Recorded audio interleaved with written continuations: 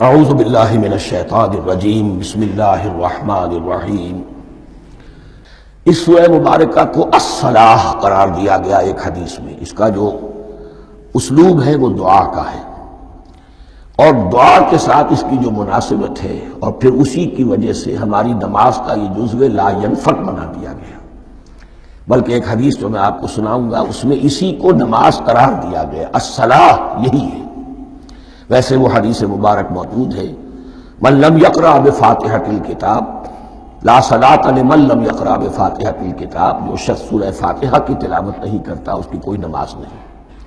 اس کے حوالے سے بھی ہمارے ہاں دو مسلک ہیں، ذکر صرف اس لیے کر رہا ہوں کہ آپ کے علم میں ہو، ان میں کوئی بنیادی فرق نہیں ہے۔ کسی بھی ایک رائے کا انسان قائل اور حامل ہو سکتا ہے بغیر اس کے کہ دوسرے کو بالکل غلط قرار دے، بلکہ یہ کہ اس کے لیے بھی گنجائش اپنے ذہن میں اور اپنے دل میں رکھے۔ اور دوسری آیت یہ ہے کہ اس کا حصہ نہیں ہے۔ اسی اعتبار سے یہ کہ یہ سورہ مبارکہ نماز میں پڑھی جانی ضروری ہے، لا صلاۃ لمن لم یقرأ بفاتحۃ الکتاب۔ البتہ یہ اختلاف ہے، یہ بات جو میں ذکر کر رہا تھا جو ذہن سے نکل گئی، کہ آیا مقتدی جو ہے امام کے پیچھے کھڑا ہو کر جب نماز پڑھ رہا ہو تو کیا اس صورت میں بھی اس کے لیے لازم ہے کہ سورہ فاتحہ پڑھے؟ اس میں دو رائے ہو گئی، بلکہ تین۔ ایک رائے انتہائی ہے اور وہ فقہ حنفی کی طرف منسوب ہے کہ اگر آپ امام کے پیچھے مقتدی کی حیثیت سے نماز پڑھ رہے ہیں تو کسی بھی رکعت میں آپ سورہ فاتحہ نہیں پڑھیں گے۔ ایک دوسری بالکل برعکس رائے ہے، وہ امام شافعی رحمۃ اللہ علیہ کی ہے کہ ہر حالت میں چاہے امام جہری رکعت پڑھا رہا ہو جس میں وہ بلند آواز سے سورہ فاتحہ پڑھ رہا ہو، اور چاہے وہ سری رکعت ہو، ہر حالت میں مقتدی کو بھی پڑھنی ہے۔ ایک تیسری رائے بین ہے، وہ امام مالک کی ہے رحمۃ اللہ علیہ، کہ جو سری رکعت ہے جس میں کہ امام بھی خاموشی سے پڑھ رہا ہے، مقتدیوں کو بھی پڑھنی چاہیے۔ جو جہری رکعت ہے جس میں کہ امام بلند آواز سے پڑھ رہا ہے، اس میں مقتدیوں کو خاموش رہ کر پوری توجہ جو ہے سننے پر صرف کر دینی چاہیے۔ اذا قرئ القرآن فاستمعوا له وانصتوا، جب قرآن پڑھا جا رہا ہو تو پوری توجہ اس کے پڑھنے پر مرکوز کر دو اور خود خاموش رہو۔ میرے اپنی رائے میں یہ تیسری رائے سب سے زیادہ صائب ہے، اور اس میں کسی طرح کی بھی کوئی پیچیدگی پیدا نہیں ہوتی۔ بہرحال اس سورہ مبارکہ کا جو اسلوب ہے میں نے عرض کیا دعائیہ ہے۔ البتہ قرآن مجید کے علم اور حکمت کے اعتبار سے، اس کے فلسفے کے اعتبار سے ایک بات سمجھ لینی چاہیے۔ قرآن کا فلسفہ یہ ہے کہ بنیادی ہدایت ہر انسان کے دل میں موجود ہے، بالقوہ، پوٹینشلی۔ یہ جو قرآن مجید یا اللہ کی کتابیں نازل ہوتی ہیں یہ انہیں ایکٹیویٹ کرتی ہیں، وہ اندر کی جو ڈورمنٹ کانشسنس ہے، خوابیدہ شعور جو ہے اسے بیدار کر کے، اور پھر یہ کہ اسے اجاگر کرتی ہیں۔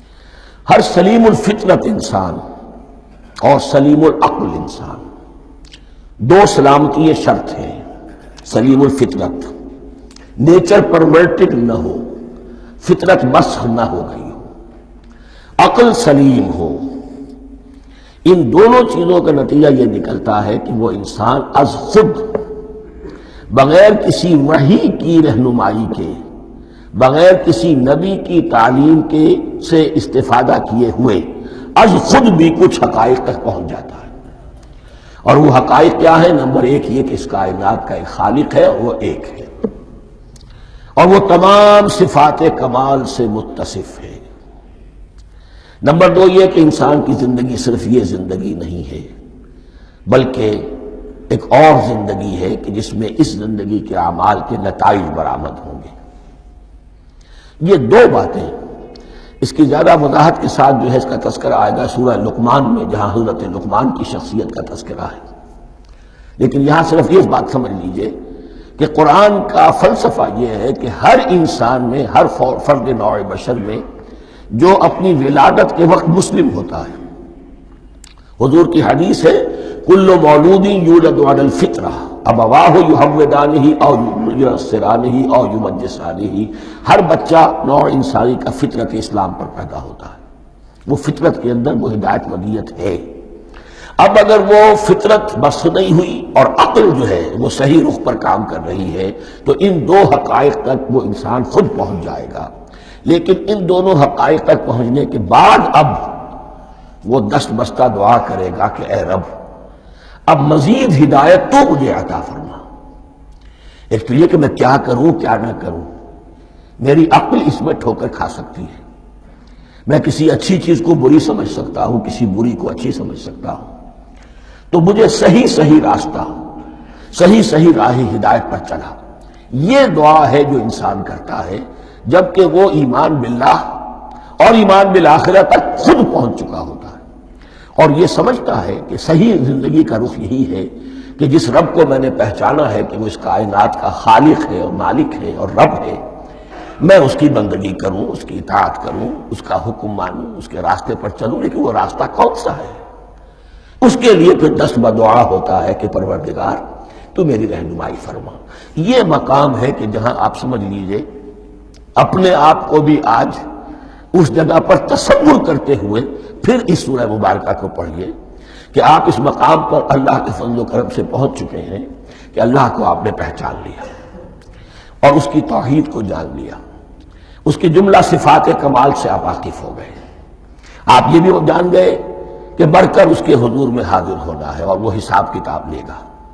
پھر آپ نے یہ عہد بھی کر لیا کہ اب زندگی گزارنی ہے اس رب کی بندگی میں، اسی کی فرما برداری میں. اب یہاں کھڑے ہو کر آپ پوچھتے ہیں کہ اللہ مجھے وہ تفصیلی ہدایت عطا فرما. ایسا نہ ہو کہ کبھی میں کسی راستے پر چلتا ہوا کسی پگڈنڈی پر مڑ جاؤں اور وہ تھوڑی سی جو ڈیوییشن ہو میرے راستے کی وہ میری عاقبت کو برباد کر دے. یک لحظہ غافل گشتم و 100 سال راہم دور شد. اس لیے کہ ہوتا یہی ہے سیدھے راستے سے ذرا سی کوئی پگڈنڈی جو ہے تھوڑے سے اینگل پر نکلی ہے، لیکن جب چلتے جائیں گے آپ تو جتنا آگے بڑھیں گے اس پر، اس راہ صراط مستقیم سے آپ اتنے ہی زیادہ دور ہوتے چلے جائیں گے. یہ ہے قرآن مجید کی حکمت اور فلسفے کے اعتبار سے اس سورہ مبارکہ کا مقام. صدق اللہ العظیم.